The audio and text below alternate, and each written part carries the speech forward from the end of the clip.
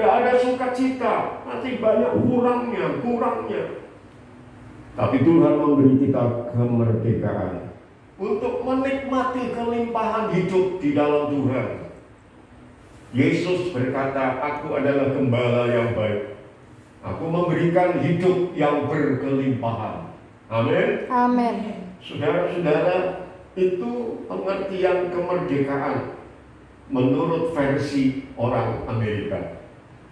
Saudara, nah Indonesia sudah menyatakan proklamasi kemerdekaannya yang menyatakan kami bangsa Indonesia dengan ini menyatakan kemerdekaan Indonesia.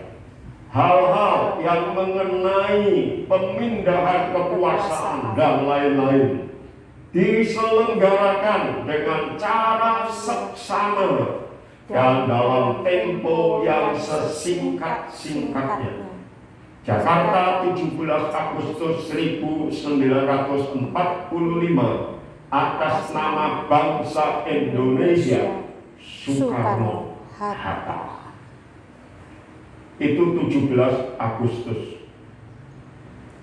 Apakah ini penting bagi kita? Sangat penting, saudara-saudara. Kemudian tanggal 18 Agustus mulai dibentuk Negara Kesatuan Republik Indonesia dan berkonstitusi Undang-Undang Dasar 45 berideologi Pancasila dalam bingkai Bhinneka Tunggal Ika. Saudara, berbendera merah putih, berlagu kebangsaan Indonesia Raya. Lalu tujuan negara mulai ditulis. Saudara ingin tahu sebagai bangsa Indonesia? Seringkali kita nggak tahu. Saudara, tujuan negara Indonesia yang tercantum dalam pembukaan Undang-Undang Dasar 45 adalah 1. Melindungi segenap bangsa Indonesia dan seluruh tumpah darah Indonesia. Kalau kita menikmati kemerdekaan secara bangsa dengan sebenarnya, maka kita dilindungi oleh pemerintah. Amin. Apakah kita merasa dilindungi oleh pemerintah? Saya merasa sangat dilindungi. Amin.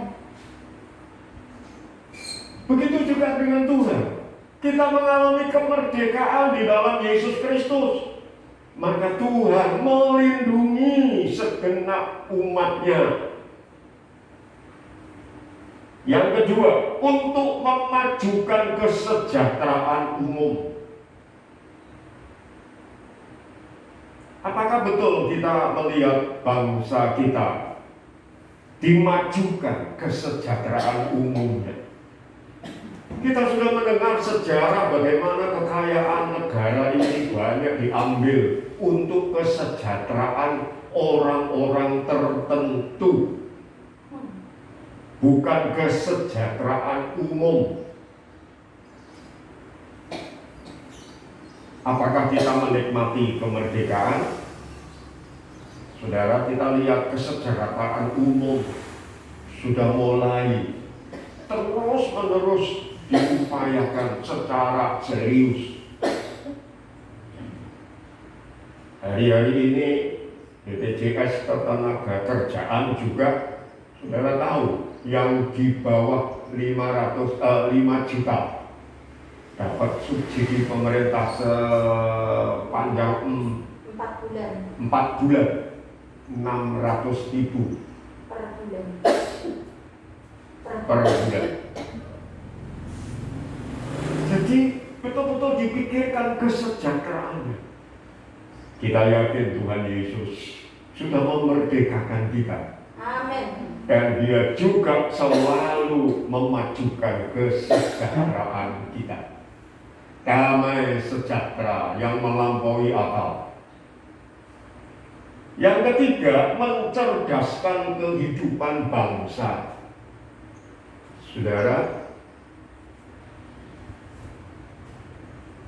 pemerintah kita terus-menerus berusaha meningkatkan pendidikan.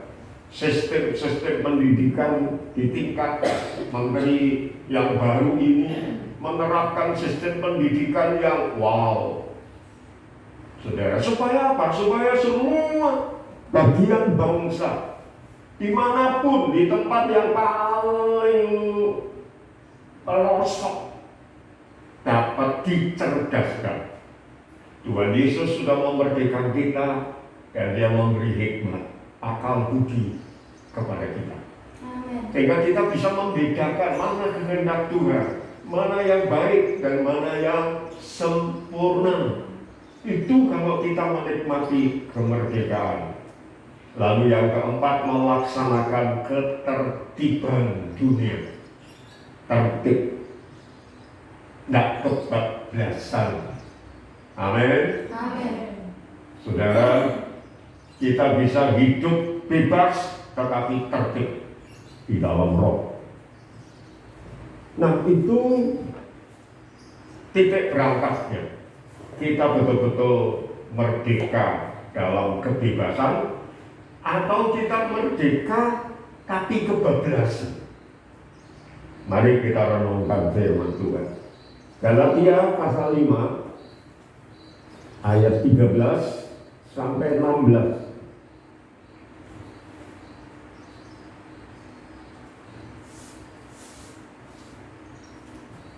Galatia pasal 5 ayat 13 sampai 26. Sudah ketemu? Demikian bunyi firman Tuhan. Saudara-saudara, memang kamu telah dipanggil untuk merdeka. Tetapi janganlah kamu mempergunakan kemerdekaan itu sebagai kesempatan untuk hidup dalam dosa. Melainkan layanilah seorang akan yang lain oleh kasih. Sebab seluruh hukum Taurat tercakup dalam satu firman ini, yaitu kasihilah sesamamu manusia seperti dirimu sendiri. Tetapi jikalau kamu saling menggigit dan saling menelan, awaslah supaya jangan kamu saling membinasakan. Maksudku ialah, hiduplah oleh roh, maka kamu tidak akan menuruti keinginan daging. Sebab keinginan daging berlawanan dengan keinginan roh, dan keinginan roh berlawanan dengan keinginan daging. Karena keduanya bertentangan, sehingga kamu setiap kali tidak melakukan apa yang kamu kehendaki. Akan tetapi jikalau kamu memberi dirimu dipimpin oleh roh, maka kamu tidak hidup di bawah hukum Taurat. Perbuatan daging telah nyata, yaitu percabulan, kecemaran, hawa nafsu, penyembahan berhala, sihir, perseteruan, perselisihan, iri hati, amarah, kepentingan diri sendiri, percideraan, roh pemecah, kedengkian, kemabukan, pesta pora, dan sebagainya. Terhadap semuanya itu kuperingatkan kamu seperti yang telah kubuat dahulu, bahwa barang siapa melakukan hal-hal yang demikian, ia tidak akan mendapat bagian dalam kerajaan Allah. Tetapi buah roh ialah kasih, sukacita, damai sejahtera, kesabaran, kemurahan, kebaikan, kesetiaan, kelemah lembutan, penguasaan diri. Tidak ada hukum yang menentang hal-hal itu.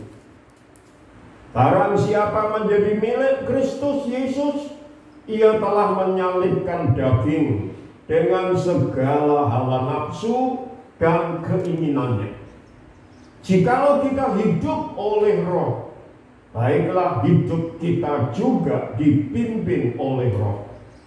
Dan janganlah kita gila hormat, janganlah kita saling menantang dan saling mendengki. Tuhan sudah berkata kita memiliki kemerdekaan, dipanggil untuk merdeka, bukan diperhambat. Amen. Tetapi jangan mempergunakan kemerdekaan sebagai kesempatan untuk berdosa. Tapi layanilah seorang yang lain. Artinya kita diberi kebebasan, tapi jangan kebablasan. Saudara, dan pokok yang dibicarakan tentang tidak kebablasan dalam mempergunakan kemerdekaan kita dikaitkan dengan kata keinginan.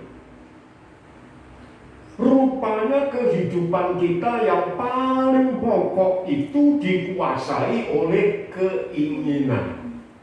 Ya atau ya? Iya. Nek wis duwe karep,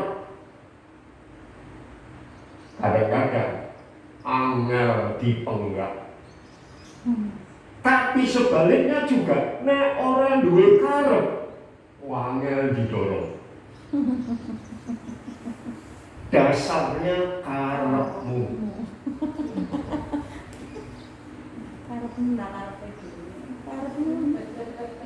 Sehingga kalau kita sudah jengkel, sudah gak bisa ngomong apa lagi, umumnya wong Jawa munculkan wis sak karepmu.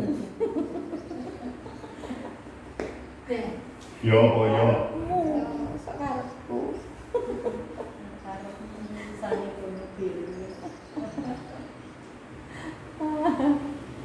Saya agak kurang seret, walaupun sebetulnya kalau direnung-renung ada benernya juga. Dengan lagu suka-sukamu Tuhan, Suka-sukamu. seolah-olah kalau aku pakai bahasa Jawa ngomong baik Tuhan, wes Tuhan sak karepmu.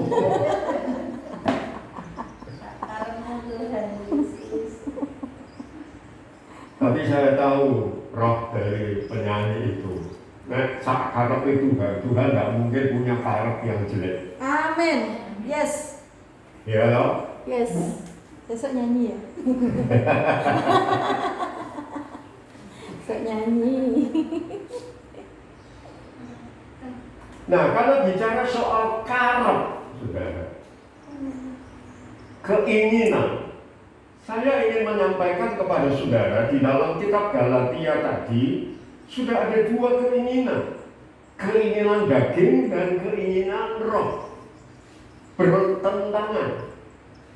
Orang yang punya keinginan daging tidak mungkin menyenangkan roh. Orang yang menyenangkan roh, keinginan roh pasti menyalibkan keinginan daging. Itu selalu bertentangan. Tidak bisa nyampur, saudara. Padha minyak, ambek air. Saudara bisa nyampur minyak dengan air? Tidak. Saya belum tahu. Mungkin suatu saat ada penemuan ilmiah yang bisa nyampur, saudara. Tetapi selama ini sulit, nggak bisa dicampur. Saudara masak, ada yang digoreng, lalu ada yang di sayur, air digodok. Setelah jadi masakan, pasti itu minyaknya misah, saudara. Ya loh, ketok ngene atas lu kayak langit-langit kuning gitu ya. Nah itu minyaknya.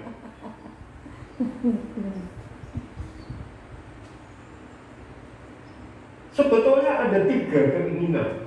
Yang paling atas itu keinginan roh, Roh Kudus. Yang kedua, keinginan daging.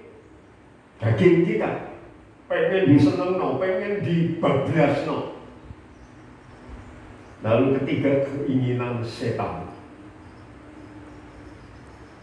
Nah, di antara ketiga keinginan ini terletak bagaimana cara kita menempatkan kemerdekaan kita.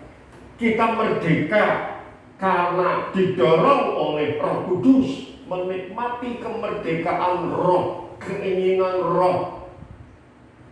Atau kita merdeka melampiaskan keinginan daging kita, kedagingan. Atau bahkan paling rendah, paling jahat, keinginan setan.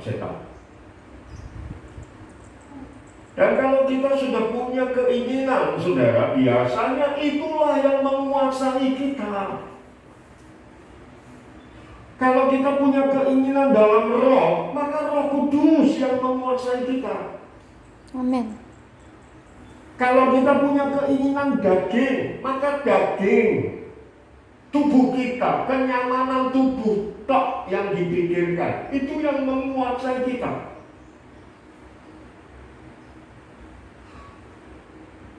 Apalagi kalau kita punya keinginan setan, sudah kerasukan setan, keinginan setan. Dan biasanya kalau kita sudah punya keinginan yang sangat kuat menguasai kita, maka itulah yang menjadi tuan kita, yang menguasai kita, memperhamba kita.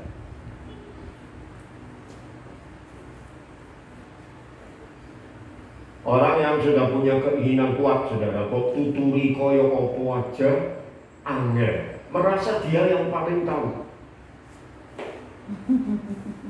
Barangkali orang yang memberitahu kepada kita tentang keinginan kita gini-gini, itu sudah punya pengalaman hidup lebih banyak, punya pengetahuan yang lebih banyak. Kita barangkali masih di bawah levelnya. Tetapi kalau kita sudah punya keinginan yang kuat, semua diprek, cek bener itu merasa paling benar. Kemerdekaan Indonesia adalah harga yang sangat mahal. Karena apa? Sudah mengorbankan banyak rakyat Indonesia mati di medan perang, menumpahkan darah, sangat mahal. Dan tujuan kemerdekaan yang saya sampaikan tadi, kalau itu menjadi keinginan yang kuat dari penguasa dan seluruh rakyat Indonesia, maka saya yakin saudara-saudara, kita akan menikmati kemerdekaan yang diimpi-impikan. Amin. Dan perjuangan, pengorbanan, pahlawan-pahlawan kita tidak sia-sia. Karena itu memberi kepada kita warisan yang sangat berharga. Amin. Yesus Kristus sangat berharga bagi kita. Karena dia sudah mengorbankan dirinya tanpa dosa. Dan Yohanes 8 berkata, apabila anak itu memerdekakan kamu, kamu pun benar-benar merdeka. Jadi Yesus Kristus mempunyai arti yang sangat besar bagi kita. Oleh karena itu, jangan kita dikuasai oleh keinginan daging, keinginan setan, ngeprek firman Tuhan, ngeprek pendapat-pendapat yang mengarah kepada Tuhan. Kita sudah paling tahu semua aturan. Yang lain orang baca, orang mikir, orang orang ngerti. Setiap kali diberi pandangan, yang benar itu Nah, kalau memang benar, puji Tuhan, saudara, berarti sesuatu yang sangat berharga itu menjadi bagian saudara.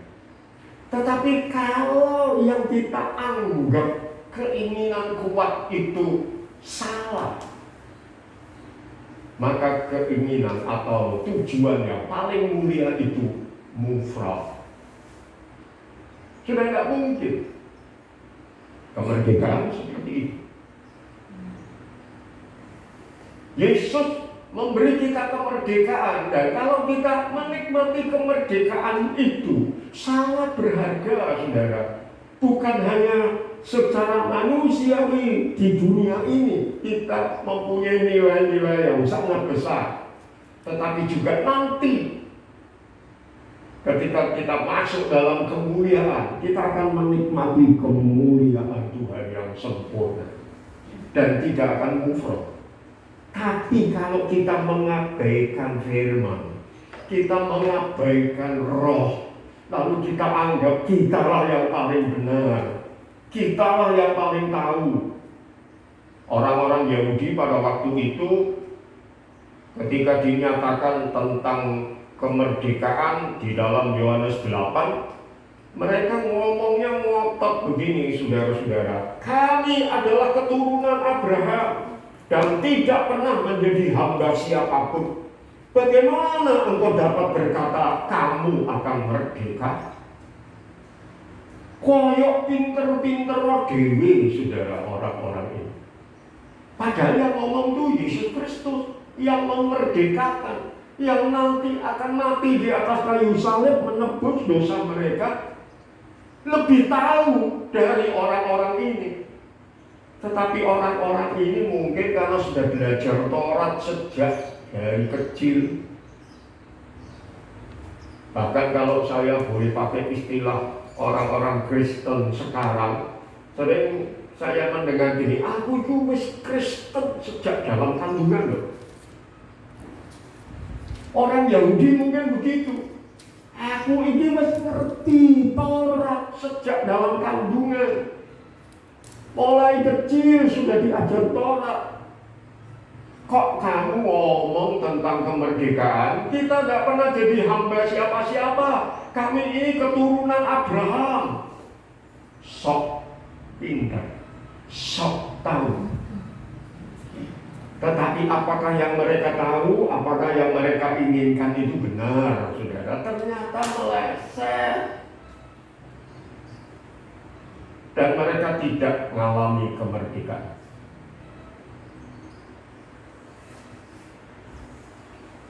Mari saudara, kita merenungkan ini.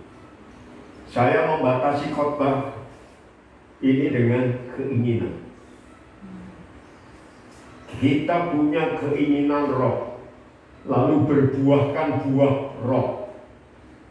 Jadi kemerdekaan yang sebenarnya itu adalah dalam konteks Galatia pasal 5 ini, kemerdekaan roh, menimbulkan buah roh. Apa? Kasih,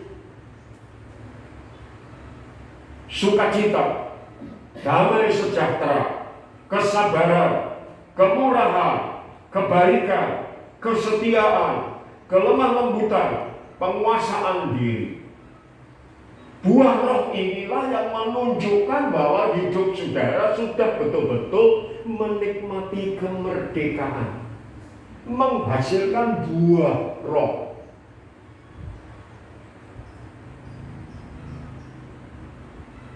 Keinginan itu sudah membuahkan. Kalau keinginan daging menghasilkan hawa nafsu, menghasilkan dosa, lalu kematian. Kalau kemerdekaan dalam roh, keinginan roh menghasilkan buah roh, kasih dan sebagainya. Jadi kita punya keinginan roh. Tergantung kita mau menghidupi yang mana. Saudara pernah mendengar ilustrasi yang pernah saya sampaikan juga di sini, yang ditandingkan bisa anjing, bisa kuda, bisa apapun, tetapi warnanya beda. Kalau anjing, anjing hitam dan anjing putih. Kalau kuda, kuda hitam dan kuda putih. Anjing hitam dan kuda putih sering digambarkan, anjing hitam dan kuda hitam sering digambarkan sebagai keinginan daging karena hitam. Ya. Lalu yang putih, anjing putih atau kuda putih, keinginan roh. akan dilombakan mana yang menang, lalu diberi waktu 6 bulan untuk mempersiapkan. Lalu orang yang mempersiapkan itu bisa bertaruh, saudara. Anjing mana yang menang, kuda mana yang menang. Dan di dalam taruhan itu 2 kali. Yang pertama yang mempersiapkan itu naruh taruhannya di anjing hitam atau kuda hitam. Orang-orang ngotot, orang mungkin lalu taruh taruhan. Ternyata betul Tuhan yang menang, saudara, yang menang anjing hitam atau kuda hitam. Wah, hebat ya. Lain kali dibalik, saudara. Yang dimenangkan, ditaruhi untuk menang yang putih. Yang lain ngomong, wah gimana ireng kok, masa saya putih. Wah, tapi betul, yang putih yang menang, yang hitam kalah. Setelah diselidik, ternyata ada teorinya, saudara. Teorinya apa? Kalau ingin yang putih menang, yang putih dirawat dengan baik, dikasih makanan-makanan yang bergizi, yang membuat dia nanti pada waktu bertanding full tenaga, full sehat, dan dilatih dengan baik. Tetapi yang mau dikalahkan, orang usah diopeng. Teorinya itu, dan betul terjadi. Sekarang kita mau menikmati kemerdekaan dalam apa? Saudara, kalau kita ingin dikuasai oleh kematian, maka rawatlah keinginan daging. Tadi ya, perseteruan dan sebagainya. Rawat itu, kembangkan itu. Penyembahan pencabulan, kecemaran, hawa nafsu, penyembahan berhala, sihir, perseteruan, perselisihan, iri hati, amarah, kepentingan diri sendiri, percidraan, roh memecah, kedengkian, kemabukan, pesta pora, dan sebagainya. Rawat itu keinginan daging, maka keinginan daging yang menang. Artinya saudara akan makin kebablas. Orang bebas yang betul, tapi kebablasan. Dan yang sangat berharga itu saudara tidak akan nikmati. Loh, orang lain yang menikmati. Karena apa? Kita ngotot dengan keinginan yang kita tahu, walaupun itu keinginan daging. Dituduhi kok, oh, kami ini keturunan Abraham. Kami tidak diperhamba oleh siapapun. Kok kamu mengatakan memerdekakan? Orang usah, orang perlu diprek. Terus keinginan dagingnya dipuaskan. Atau saudara merawat keinginan roh, kasih, sukacita, dan sebagainya.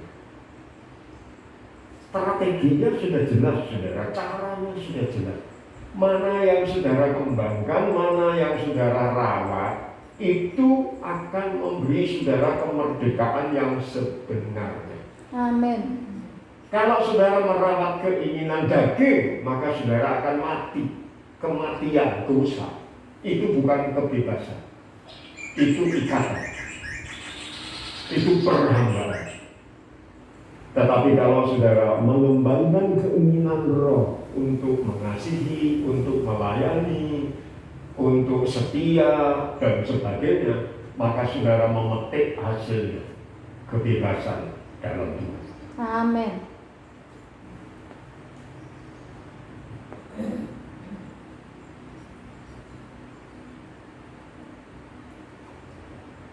Saya akan tutup dengan 4 hal, 4 aspek saudara, mengenai keinginan.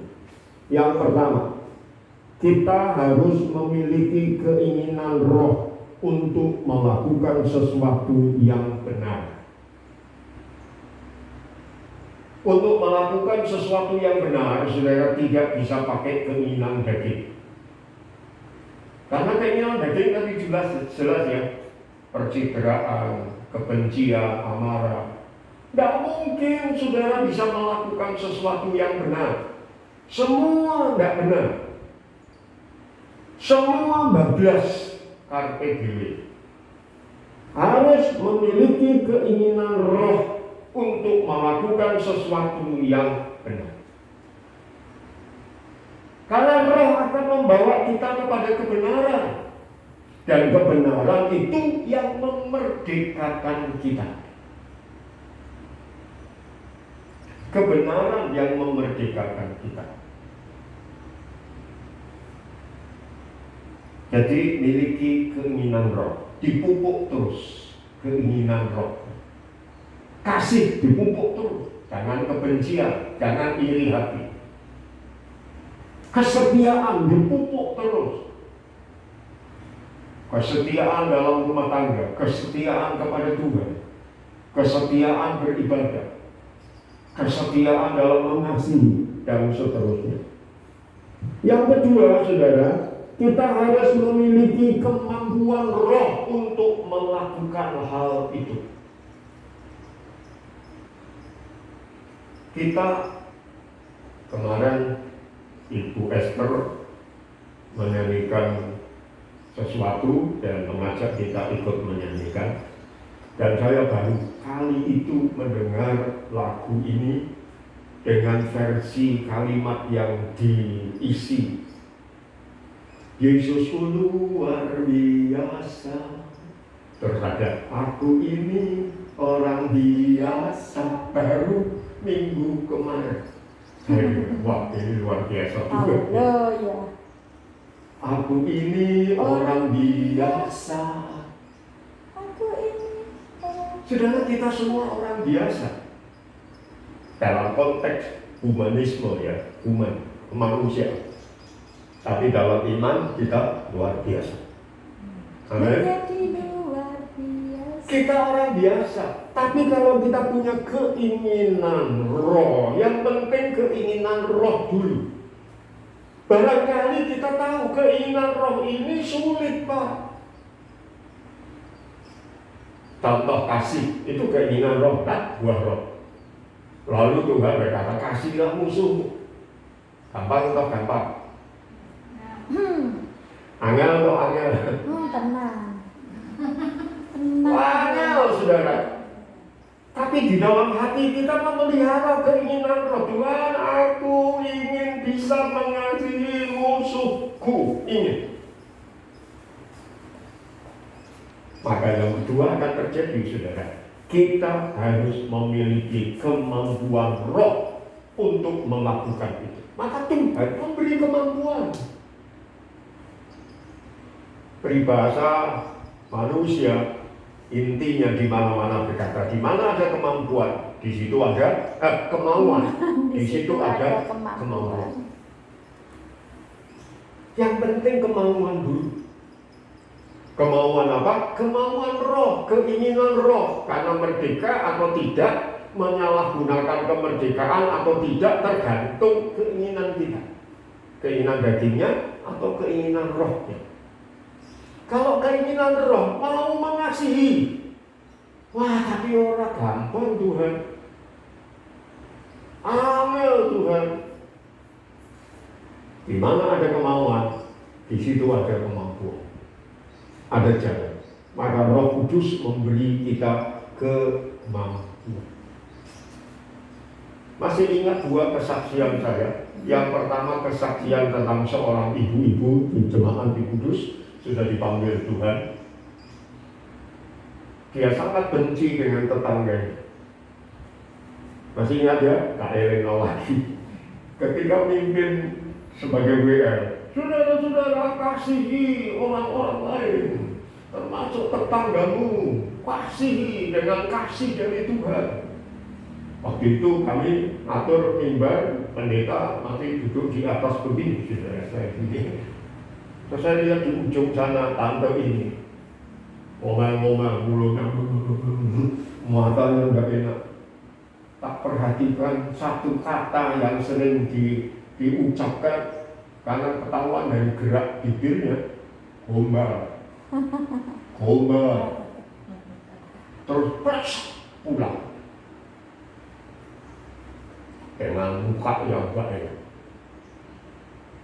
Lalu satu saat saya kunjungi, Anda kok pulang kenapa? Itu yang WL, sok rohani, itu tetangga kulit. Oh ya, kenapa? Oh dia ngajar kasihlah tetanggamu, tapi dia geger terus betongboni.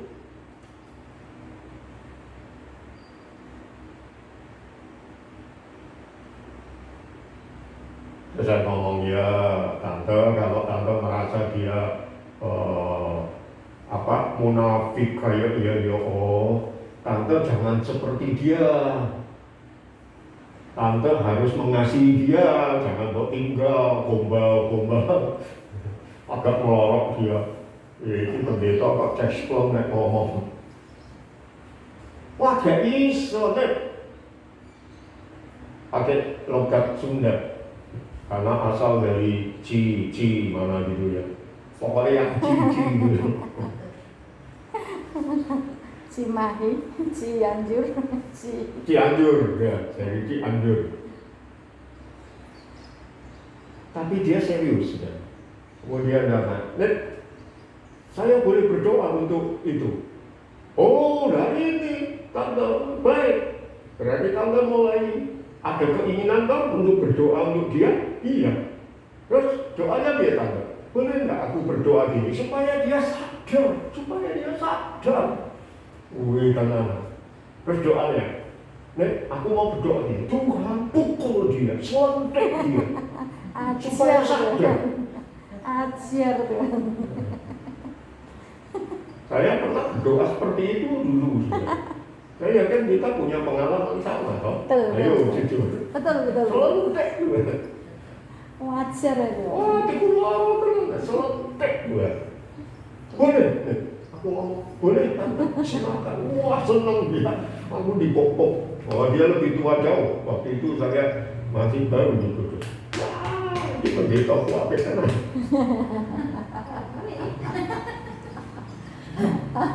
Mulai berdoa saudara. Selentek dia Tuhan, selentek dia Tuhan. Tapi orang bisa selentek itu juga. Terus datang kepada saya, Nek, ternyata orang bisa mentekan Tuhan. Terus tante merasa doanya salah ya. Orang didengar itu ada dua tante. Bukan doanya salah, tapi ada dua. Yang pertama apa nih? Yang berubah, yang diselentik bukan orang itu soal berubah, tapi tante lebih dulu berubah. Terus yang kedua apa?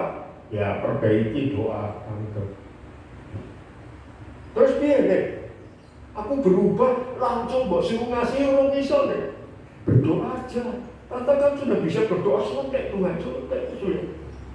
Terus tujuan tante ngomong selentik Tuhan apa? Supaya dia binasa, supaya dia ketabrak motor? Enggak. Supaya apa? Supaya dia bertobat toh? Iya. Nah, sekarang berdoa supaya dia bertobat.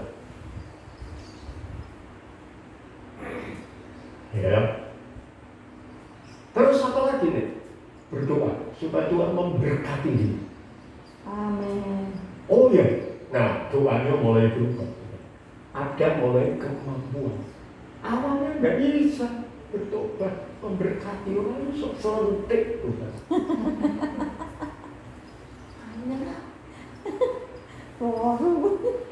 Sudah mulai berubah. Tuhan memberi kemampuan. Dan ketika dia berdoa berkati Tuhan, supaya dia makin memuliakan Engkau, dan supaya semakin dapat menyesuaikan hidupnya dengan firman, tetangganya berubah. Amin. Tapi dia datang dengan puji Tuhan, sudah berubah dia. Terus saya sadarkan ini, tanggal saya tanya dulu, yang lebih dulu berubah siapa? Dia atau tante? Dia bilang, iya, tante ya. Dia berubah lebih dulu. Nah, saudara, keinginan roh harus ada pada kita. Soal kita mampu tidak mampu bukan yang utama. Yang utama ingin melakukan kehendak Roh. Yang kedua, nanti Tuhan akan memberi kemampuan. Amin. Amin. Kesetiaan sama juga. Ya, dan seterusnya. Terus yang ketiga, saudara, kita harus memiliki kesempatan Tuhan untuk melakukan itu. Kita sudah punya keinginan Roh, kita sudah punya kemampuan. Tadi tambah itu sudah mulai doa ya, punya kemampuan. Lalu yang ketiga, harus punya peluang, kesempatan untuk melakukan.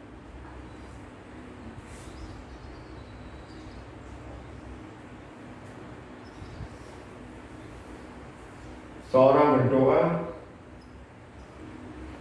Tuhan, aku ingin memperhatikan Engkau ketika Engkau miskin, ketika Engkau dalam penjara dan sebagainya. Lalu dia merasa Tuhan akan memberi kesempatan. Suatu saat datang orang-orang yang miskin banget datang, saudara. Tapi dia juga melihat itu sebagai Tuhan. Kesempatan itu lewat, kesempatan kedua lewat, kesempatan ketiga lewat. Lalu Tuhan datang kepada dia. Kenapa kamu tidak menggunakan kesempatan? Kamu kan akan menolong aku ketika aku lemah, menolong aku ketika aku ini. Ya Tuhan, tapi aku belum pernah melihat Engkau lemah. Aku belum melihat Engkau. Lalu Tuhan berkata, sudah 3 kali aku datang kepadamu. Dia kaget, kapan Tuhan? Itu yang pertama, itu yang kedua, itu yang ketiga. Oh, lalu Tuhan katakan, apa yang engkau lakukan kepada orang yang lebih hina dari aku, sama seperti engkau lakukan kepada aku. Baru sadar dia, Tuhan mendidik dia. Seringkali Tuhan mendidik secara pengalaman itu. Kemarin aku sudah saksikan kan, Tuhan mendidik aku melalui penku yang kering macet total. Sudah mau tak buang. Kalau tak buang, mau ke servis pen dulu. Kalau bisa digandani, puji Tuhan. Kalau enggak, ya wis buang. Tapi Tuhan dorong dengan kesabaran. Terus aliri dengan kom air panas, kom air, kom terakhir alkohol. Sudah saya lakukan berulang-ulang, tidak berhasil. Akhirnya saya sudah putus, dalam tanda petik putus asa. Wes tak kom alkohol, tak tutup, tak tinggal. Garapmu, ya. Kira-kira sehari sudah dikom. Terus tak kotak-kotak, terus tak coba lagi. Biasanya kalau di semprotannya itu diisi air, disemprot orang iso. Kalau semprotannya itu dikosongi lalu nyedot orang iso. Kali ini saya sampai, iso. Itu sedotannya tak kasih air, tak encepno, terus tak keluar, netes sebenarnya. Oh berarti wis macetnya wis mari. Terus saya masih penasaran, tak encepno kosong, terus tak masuk air, tak nyedot, masuk air. Sampai ibu gembala tak teluk, ini. Nah, ternyata Tuhan mendidik saya. Ada yang macet minyak urapan, ada yang macet puasa. Kalau aliran Tuhan, kasih Tuhan, jebol itu macetnya. Amin. Pengalaman melalui itu. Nah, orang ini ya seperti itu sudah. Ada kesempatan, tapi kok lewati. Kapan Tuhan? Itu. Saudara, kalau kita sudah punya keinginan roh, Tuhan memberi kita kemampuan roh. Nek wis mampu, praktek. Amin. Dan ketika praktek, Tuhan memberi kesempatan. Saudara, Jangan kaget kalau saudara punya keinginan roh mengampuni. Kasihlah seterumu, kasihlah seterumu. Tuhan mulai memberi kemampuan kepadamu untuk bergerak. Lalu jangan kaget kalau Tuhan kirim musuhmu. Teko. Nah, dalam pakai kesempatan atau enggak? Kalau kita sudah punya kemampuan, harusnya praktek, saudara. Ya kan? Janganlah kok musuhku yang paling yang datang itu bukan musuh kerocoan, saudara, tapi musuh besar. Lalu tidak dipakai kemampuan, maka Tuhan berkata, nah itu sudah tak kirim musuhmu. Praktek dong. Amin. Amin. Kita praktek, saudara. Praktek itu tidak langsung jadi gede, mulai setia dari yang kecil. Ya loh, mulai setia dari yang kecil. Praktek terus, tiap hari praktek. Tuhan memberi kita kesempatan. Lalu yang terakhir, kita mengalami kesukaan dalam roh yang kekal selama-lamanya. Kita sudah praktek, saudara. Tetapi prakteknya bisa dengan tanpa sukacita. Masih ingat lagi contoh konyol saya waktu remaja. Saya mau main dengan teman-teman, sudah janjian, tiba-tiba mama saya ngomong, itu tiane mesti ono ya, sawang ono. Orang Jawa Timur itu sawang ono itu bukan cuma lihat tapi nyawangi itu loh, sawangnya Bersihkan.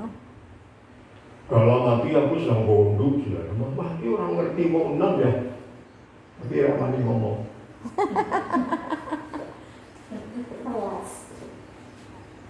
Cepat ya, Cok. Wah, aku mencintai teman-temanku.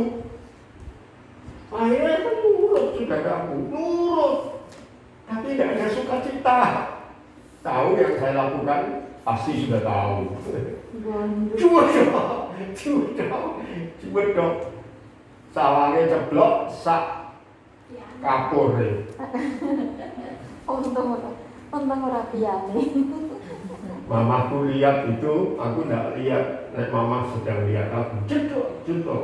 Ide-ide aku krosok kuping kula dijual. Ngono ya, Dong. Nek nuruti mama ngono ku ya carane. Kurang ajar. Saya kerja sudah, buang tenaga, betul. Tapi mufrong, karena apa? Ambriar. Orang sido dolanan, resi ini mana? Untuk melakukan ngapur, gitu kan? Nek ngapur kangelan, soalnya tiang rumah kami Bojonegoro itu caranya gini, saudara. Ditali kawat-kawat sih. Terus ternyata oleh tukangnya di atas dikei gebyok apa? Gedek. Tipis itu loh. Sesek. Berarti itu cuma nempel kawat-kawat ram gitu. Gak cara lebih. Akhirnya semua mubazir. Aku tambah kangelan, tambah diseneni, gak ada sukacita. Orang sebulan. Nah, ketika Tuhan kasih kesempatan, kita melakukannya dengan bagaimana? Wah, sing teko kok sing paling gede, ya wis tak lakoni tapi wis bakal.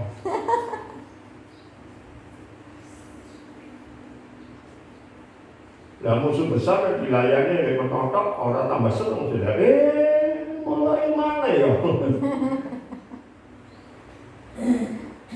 Ketika kita melakukan, kesempatan ada, kita lakukan dengan sukacita.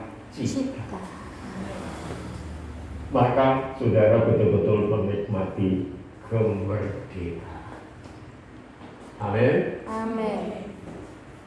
Saudara,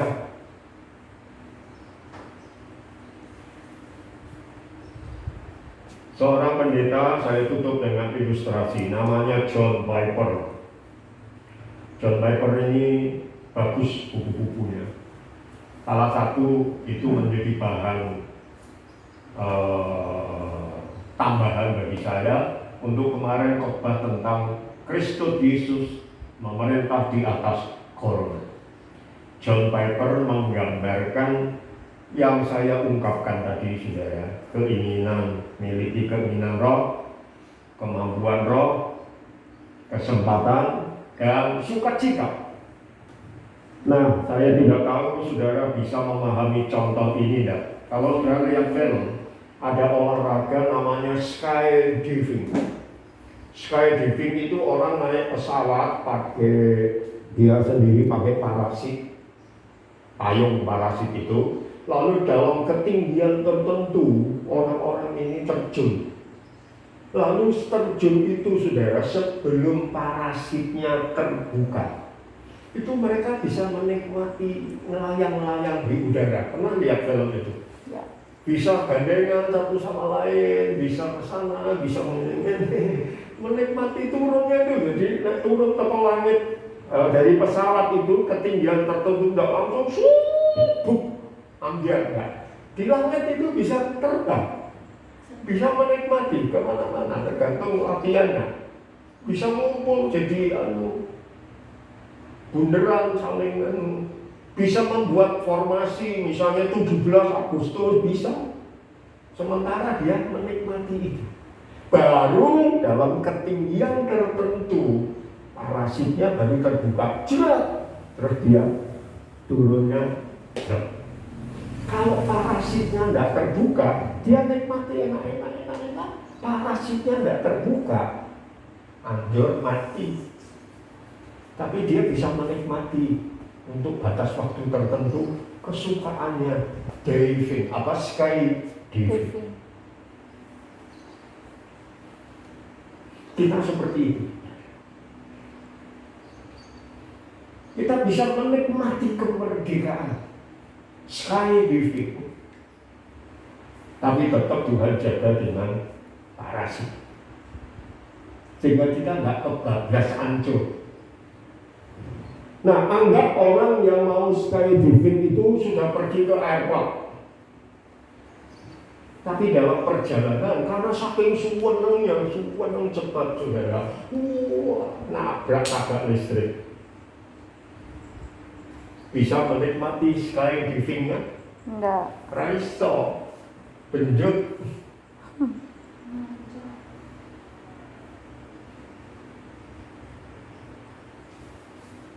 Terus katakanlah dia nggak nabrak tabrak listrik, dia sampai ke airport, ya lapangan udara. Lalu sebelum naik pesawat, saudara, kamu olahraga itu, ada pelatih yang terkenal melihat record kita, dan harus ada surat-suratnya. Ketahuan saya sering bolos.